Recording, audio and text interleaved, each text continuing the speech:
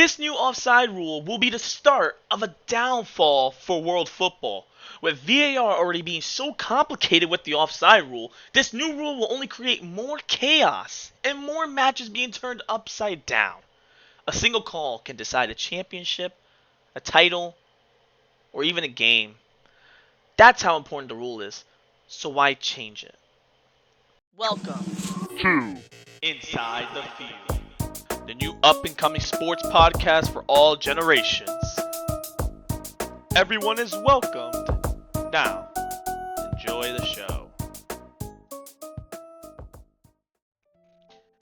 Hello everyone! Welcome to the very first episode of this podcast called Inside the Field. I am your host, Carlos. You guys call me Carlos, or Inside the Field, however you guys want to say it. But welcome to my new podcast, where we talk about sports, whether it's football, American football, basketball, tennis, boxing. It could be any of these sports, where we can go on with a bunch of sports debates, arguments, the news, the new trends, anything revolving around sports is something that I'm going to take care of. So, welcome to this new podcast, and I hope you guys are all having a great evening, day, afternoon, night, wherever you guys may be, and I hope you guys enjoy this. Obviously, leave a like down below, comment what you guys want to see, and make sure you guys drop a follow.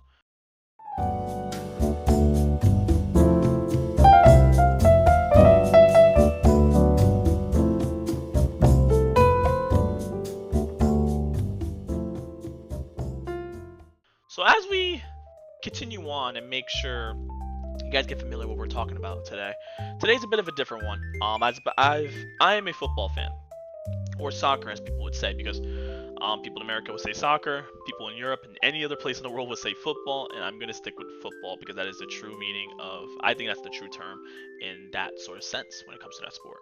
Today, we will be talking about one of the most, if not the most controversial call in all of world football, and that is the daylight offside rule. The daylight offside rule is very much going to be the next controversial change in world football, because it is being presented and trying to be implemented into world football as soon as possibly the World Cup in 2026 this year. Now, you may think that's crazy, but again, people like Arsene Wenger, the commissioner in FIFA, and the FIFA president, Gianni Infantino. Yes, I'm going to talk to you two because this is specifically for FIFA. It's specifically for you two because I know you guys are trying to push this, but it's okay. This is meant to just be a side of how I feel about it, how I believe that this should not be the new rule into the offsides world, because again, I believe we should stick to the traditional rule or the original one, because I believe it's right for football, as this rule called the daylight offside will ruin world football, as it will create more controversy, it will create more chaos, and it would change every defensive tactic or strategy that every team will come up against now. So as we move forward with today, we will first talk about what is the daylight offside rule. What is that about? Why is it called daylight offside? Why is it called this? So first, if you guys don't know, Arsene Wenger is a former Premier League manager for Arsenal FC in the Premier League, and he's arguably one of, if not one of the greatest managers to ever, manage a football team.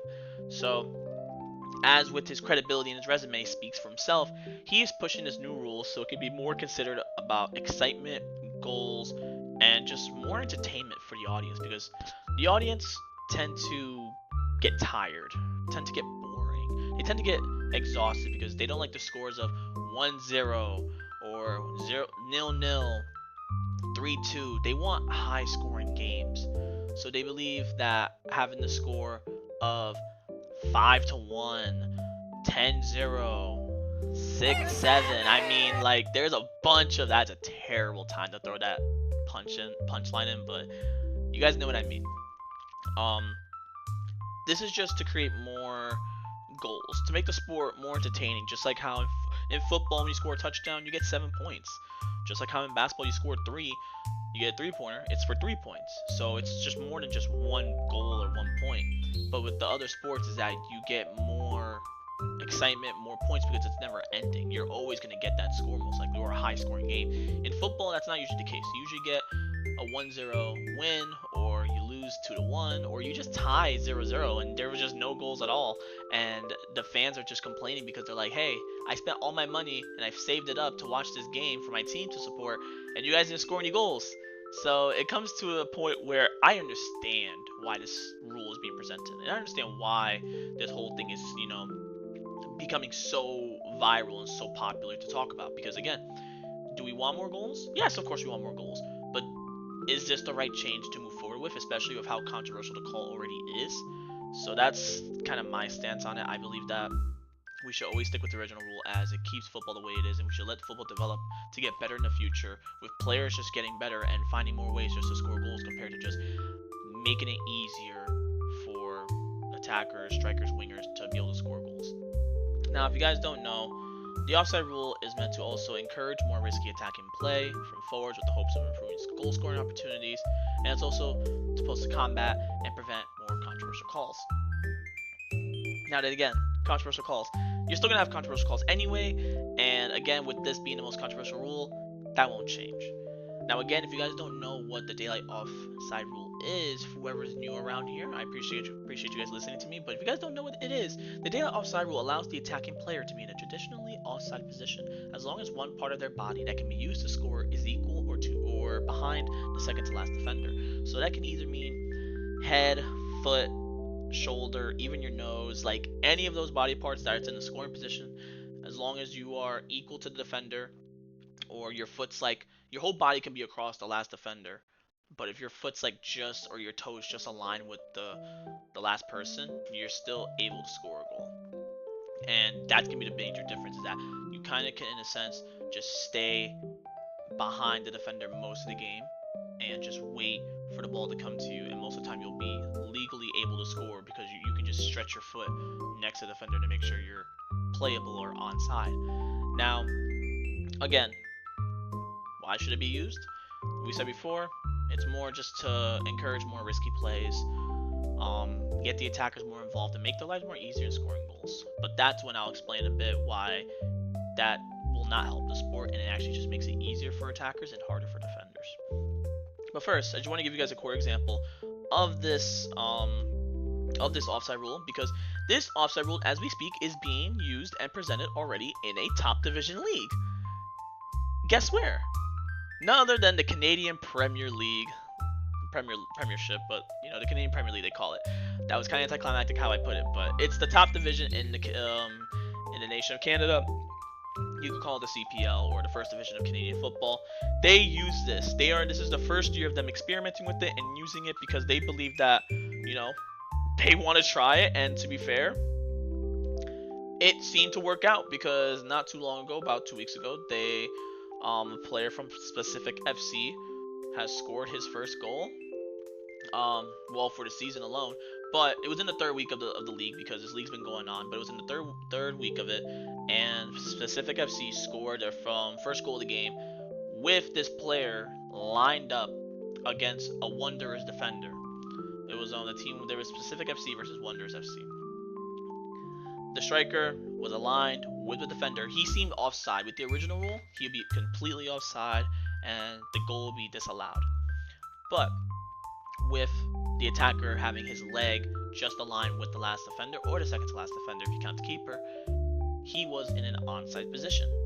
So they went to VAR to check, because they have to remember the fact that this rule has now changed the entire league, and now they actually have to look at it more in depth, because they gotta make sure they don't get the call wrong. And as they go and check VAR, and the VAR, by the way, is video assistant referee, if you guys don't know. They are the assistant to help the ref make sure their calls are correct, and to double down and back up the ref when he's in a very controversial situation. So this is one of them. So if anything, the ref went to check, and he saw the foot or the leg was aligned with the second to last defender. He gave the goal, and that was the first experience and the first goal with this new rule in the Canadian Premier League. It has not been used since, if I'm not mistaken, since present time. It has not been used. By the time you see this episode, it may have changed, but so far this is the first situation, the first instance of the rule being implemented and being used for someone to be legally able to score a goal with their foot, head, shoulder, nose, whatever you want to call it.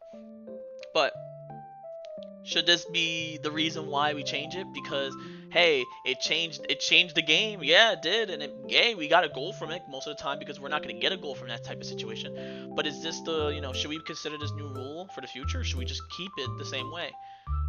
Now, to go back to my other point about it being easier for attackers to score goals, we have to understand that scoring a goal is very tough. It's very difficult in football. It could be very easy depending. Obviously, that's a whole nother episode in itself to talk about how difficult it is to score a goal depending on the league, depending on the level. Obviously, there's a bunch of arguments towards that. But in football in general, professional sports, scoring a goal is difficult. Scoring a touchdown is difficult. Scoring a three-pointer is difficult. Scoring getting a service ace in volleyball is difficult. Getting a knockout first round is difficult. All of these things that give you that instant gratification of hey, that that feels good. This is all difficult. So it feels even better when you first do it, or when you first get that moment of realization, oh my god, I did it. I finally got the goal. I finally got the ace. I finally got the knockout. That all gives you that adrenaline. Now, with the original rule, because I'm gonna call it original because I can't say traditional at this point, but with the original rule, it makes it tougher for attackers to score. And when they score, it feels amazing because it's already so tough to beat teams that go with offside traps or defensive tactics to prevent the strikers or the wingers from scoring. So when you look at it at that standpoint, it feels great when you score a goal. And when you score two, it's oh my god, you're on fire. When you score three, which is considered a hat trick in football, you're having the best day of your life because you scored 3 goals against a really tough defense, and you feel good about yourself because it is tough in general to even score 1 goal, let alone score 3. But now with this daylight offside rule, things change. In the Canadian Premier League, I would say, since they're the only league so far in the world that is using this rule, you can now score goals no problem, easily, I think, because it changes defensive tactics. It eliminates almost the offside trap at this point, because you gotta understand that if all they have to do is have a singular body part or in their scoring position, as long as their leg or any body part is aligned with them, they're good. So they can kind of in a sense cherry pick and stay next to that last defender and just shoot the ball right in front of the net, because if they don't have to be behind but mostly can be forward with such a little gap, then they're okay to score. And it's so much easier because now all teams have to do is just send the ball to the other side where the goalie is, and the striker and the winger just has to put the ball in the net, and that's it. Apart from them actually trying to take on the defense, they just take the easy way out, more or less, I would say. That's what I feel about this rule. It's the easy way out. And yes, it's going to create more goals. The crowd's going to love it. Sales are going to go through the roof. It's all the business at the end of the day. And I know it's all the business at the end of the day, because I know the FIFA president and I know the commissioner, Arsene Wenger and Gianni and them. I know at the end of the day this is all about, you guys bringing in more fans. And then again, you bring more fans, you bring more money. You bring more money, get more sales. Football becomes bigger. Everyone loves the rule. Everyone goes to soccer games because guess what? You get goals. But that's not the point. Money's not always the purpose of this. And I know that with the World Cup coming up, that's all. Again, this is all stuff that we can talk about in another episode. But it all leads up. These are all key factors that will lead up to them just making profit out of it. Because with this change, it will bring them more money because people will find the games more entertaining, because let alone they're scoring 5 or 6 goals a game. So I believe that keeping the original rule the way it is, we already like it. It is controversial. I think it's the most controversial call in world football. I think it's the most oblivious one. It is the worst call I ever see sometimes, but it's a part of the game, and it's something that we've already been so attached to that we can't let go of that by changing it to something that's so egregious and so opposite of it. None of us like it. And I don't think any of us even want to go near this rule. But I believe that it can be changed, and just not in that sense. I believe that in the future, the offside rule may be changed in some way, but not with this daylight offside rule. And just to give you guys a little bit of it in simpler terms, the original rule, again, it provides originality, and it provides more strategy to conquer the defense and to score a goal. It's more rewarding with the original rule because, again, you're beating tougher teams that you have to break through and pretty much, be very skillful and very intelligent to just let alone beat the defender, but then beat the goalie and score. That's how good about scoring a goal feels with the original rule. It brings out the again, originality or authenticity, however you call it. May God, I cannot speak today. But again, it just feels amazing when you do that. But with with a daylight offside rule, it's not the case. Things change with that. But I believe, again, my standing point of this whole argument is the original rule should stay because it will keep world football the way it is, and all we have to do is just keep building up football as a sport and just keep developing players. Let them learn the hard way, let them figure out, let them get better with their technical skills, their ball mastery. Let them learn and let them figure out how to beat these defenses and let them figure out how to beat the tactics and these managers when they go up against them. Because if you just do the daylight offside rule, it just changes the whole game. Everyone's gonna be so confused and so like entitled to a point where they don't have to play football. It just ruins the love of the game. You just feel like you're just playing kickball at that point because you're just kicking the ball across now. We're not trying to play kickball. We're trying to play genuine football where you're passing the ball, you're doing tiki-taka, and you're having such a good time. But yeah, you're gonna score goals, but not in that way. That's not the way to do it. And to give you just a little fun fact about just how controversial this call is, I just want to tell you guys about this because I completely forgot about it. But then again, like I said, it's one of the most controversial calls. But in this game, this was before VAR, before the video system referee. I want to give you guys an offside moment where this is with the original rule. Now, it was the World Cup in 1990. Italy hosted it. Now, did Italy win the World Cup? No. They went into the third place final against England and won 3-1. Now, if you football fans know, if you guys watched that game, they should have won 4-1. But there was an offside call that disallowed the goal. I should say prevent, but it disallowed their goal. Why? Because Baggio, if I'm mistaken, if you guys know Baggio, he's the Italian striker with the ponytail. He went up and he scored a goal. Okay, cool. Nothing wrong so far. But then we go into the replay. You see he's behind the defender. In the original rule, and it doesn't matter in which rule, both rules with original and daylight, he's onside because he's so far behind the defender. But as the ball is passed and Baggio's going to get it, he scores, but the ref calls it offside. The linesman, his assistant referee, and the center ref believe that he was offside. But then you look at all the replays of every camera angle in that stadium in a third place match. It's still serious. It's a World Cup game to win third place for your country. They take the goal away because he's offside, but he's nowhere near offside. He's so far behind, he's miles behind the defender, and they call it offside. Now again, did that change the game?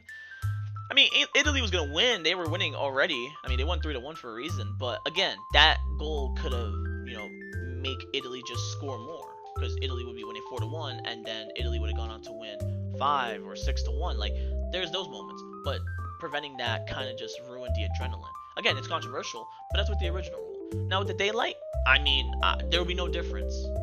But I just wanted to give you guys this controversial moment because that's just to show how, how important this call is.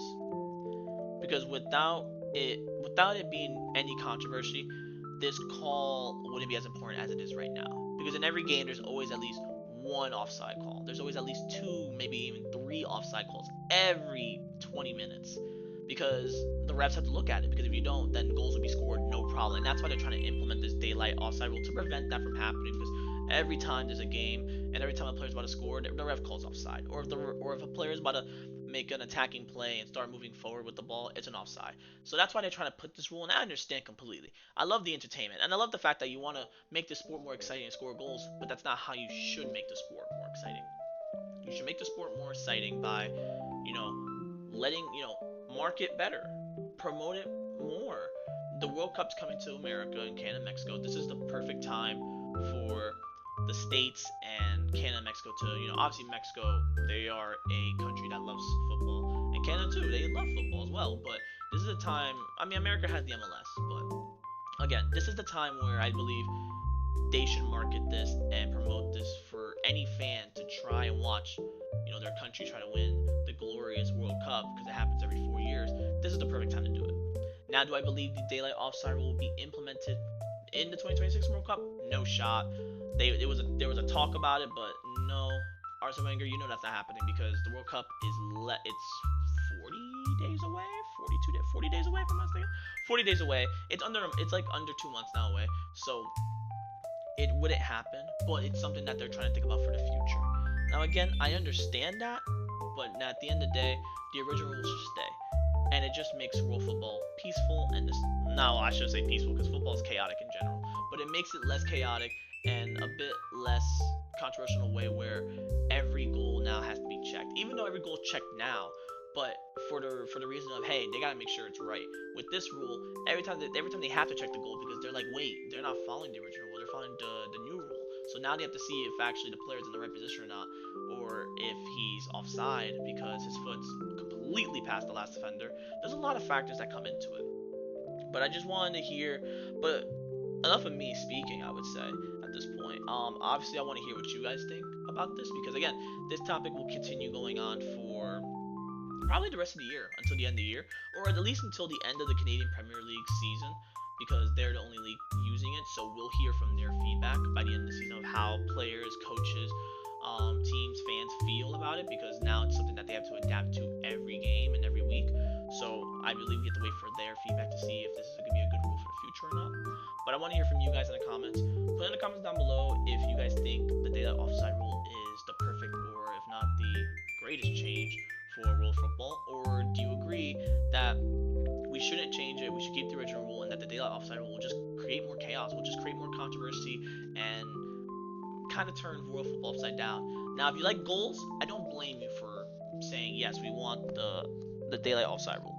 But if you want football to be genuine, original, and played beautifully, I think you would want the original rule more than daylight.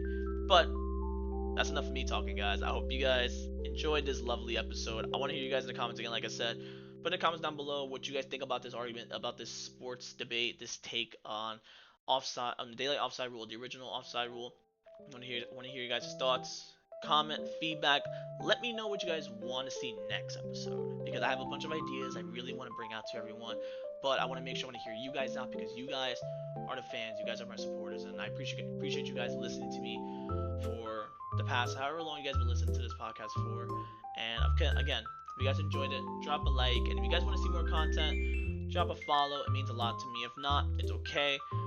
We're on to the next episode soon, hopefully. I hope you guys enjoyed it. You guys have a great night, day, afternoon, wherever you guys are. And again, the original rule should stay. The traditional rule should stay in football, not the daylight offside rule. You guys have an awesome day. This is Inside the Field, and that's my time, guys. Have an awesome one. Peace out.